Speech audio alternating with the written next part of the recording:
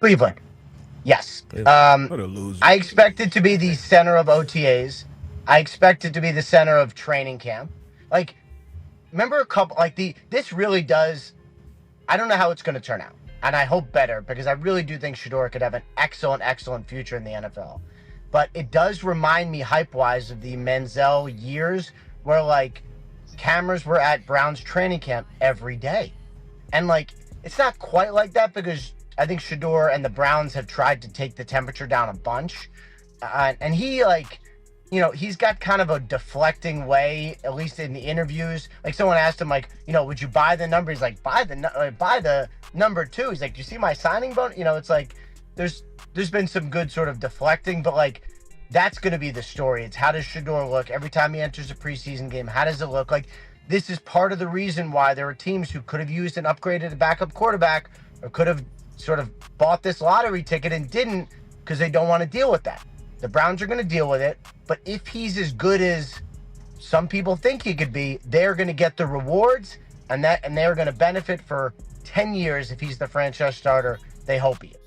The battle between Shedeur Sanders and Dillon Gabriel, at least throughout rookie minicamp, has already cemented itself as one of the biggest storylines in the NFL, and it's for a really good reason. We all know that Dillon Gabriel was a third-round pick, and Shedeur Sanders, right, was a quote-unquote fifth-round pick. But, however, at the same time, we all know, right, if you're a football fan, if you know how to break down the game, Shedeur Sanders could have easily been the number 2 pick of this year's NFL draft of talent. But a lot of teams were nervous, not only because of the quiet confidence that he has, but also the media attention that he brings everywhere he goes. And 3, and most importantly, teams were nervous to draft Shedeur Sanders. Now you may ask, why? Why would they be nervous to draft such a good football player? Well, at the end of the day, his dad is Deion Sanders.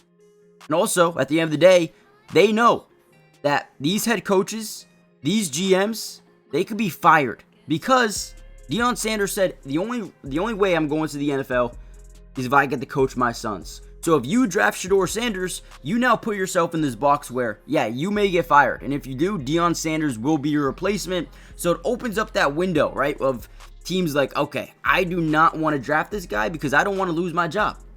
Now, at the end of the day, Shedeur Sanders was one of the best quarterbacks. I think we could even argue he could have been maybe even better than Cam Ward. Now, in my opinion, I do think Cam Ward is more established, and I think he's the better quarterback with a higher ceiling right now.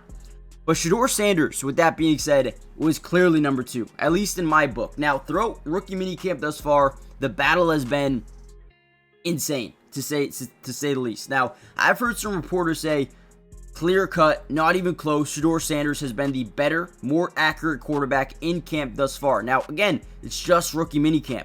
But the battle, the competition is rising each and every single day. It's a stupid question because, it's limited. But did one of the two look better to you in what they were asked to do than the other? In just throwing the ball, it's not close. Shedeur Sanders. It's not close not either. Close, no. Wow, that's okay. Now that's news. That's news. But let me couch that by saying this is rookie minicamp. Sure. No pads, no full speed competition. Nobody coming to knock your head off. It's telling. They're side by side, and they're not asked to do much, but they're both asked to do the same thing. And that one of them looked discernibly better than the other. I think that I didn't know that we would get that out of this minicamp. We're standing here, Jay. They're on the field. They break the huddle from team stretch and team jog, and they go both pick up the ball and throw it. It's no question. Wow, I think. Now, what I will say is a lot of people say that, right? Shedeur Sanders has looked like the better quarterback. There are some people, some reporters that say Dillon Gabriel has looked like the better quarterback. I'll show you a clip in a second of someone saying that as well. But again, I think the one thing that we really have to establish, guys, is it's just rookie minicamp. Now, OTAs are right around the corner. They're basically here, right? So that second test, the second wave of competition is about to begin. Okay, this is where I want you guys to come in, and we're going to look at some of this film here in a second.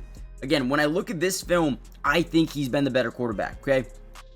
Before we dive in, and this is one of my favorite plays by Shedeur Sanders from rookie minicamp. And again, there's no pass rush. So what can we put in this? I don't know. Maybe not much. But do me a big favor, guys. Hit the like button if you want more of these breakdowns, more of these clips, more of these news, notes, highlights, observations, throughout the entirety of not only OTAs, which is literally this weekend. You got mandatory minicamp, we got training camp, we got everything. If you want me to cover every single practice, let me know in the comments.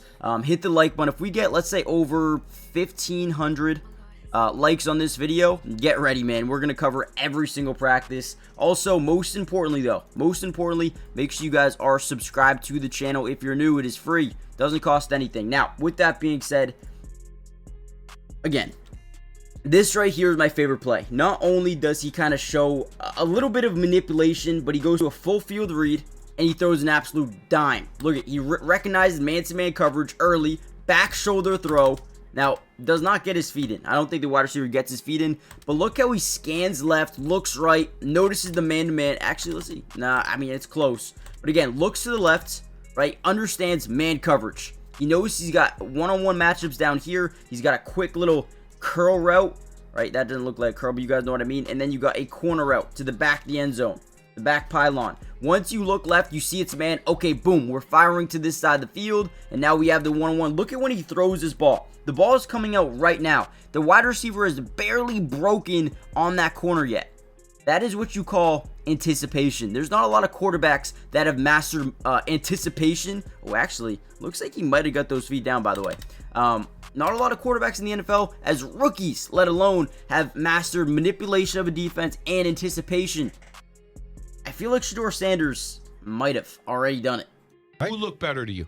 I thought Dillon Gabriel both days looked a little bit better. Why? He throws a tight spiral. He throws a beautiful ball.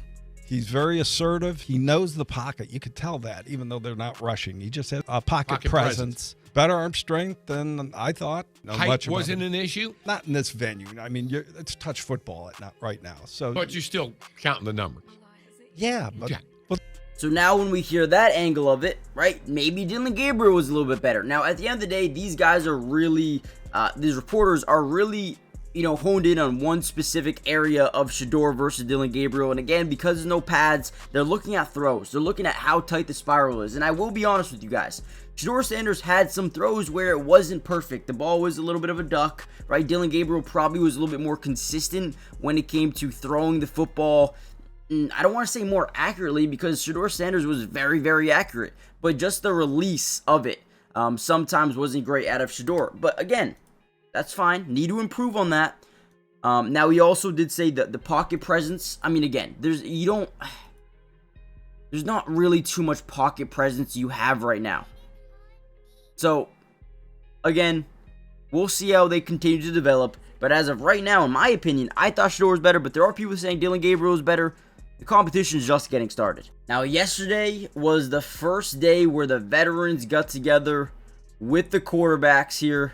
And this is the quarterback room. You got Dillon Gabriel, you got Kenny Pickett, you got Joe Flacco, and then you got Shedeur Sanders. Now, in my opinion, I think this is how it's going to go. I think Joe Flacco will be your day one starter. I think Shedeur Sanders will be your starter by week 8, week 9. And I think Dillon Gabriel will be the backup. But, again, that's just my opinion. That's what I think is going to happen. There's a lot of battle, right? There's a lot of competition that's about to take place. Let me know who you think is going to win this battle. It's going to be epic, and we're going to cover the entire thing. I just wanted to give you a quick update of what we've been hearing from some of these reporters, Ian Rappaport and some of the specific beat reporters to Cleveland. I think a lot of people say Shedeur. Some people are saying Dillon Gabriel. I think both have looked good.